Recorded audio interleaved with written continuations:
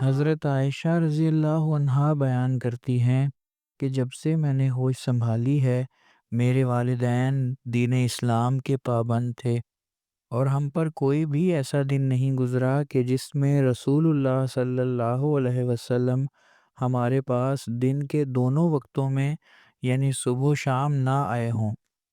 پھر حضرت ابو بکر رضی اللہ عنہ کو خیال آیا تو انہوں نے اپنی حویلی کے صحن میں ایک مسجد بنائی،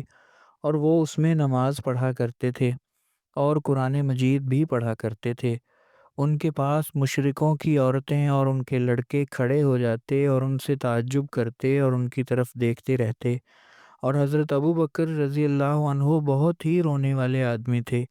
جب قرآن پڑھتے تو اپنی آنکھوں پر قابو نہ رکھ سکتے تھے، تو اس بات نے مشرکین قریش کے بڑے آدمیوں کو گھبرا دیا۔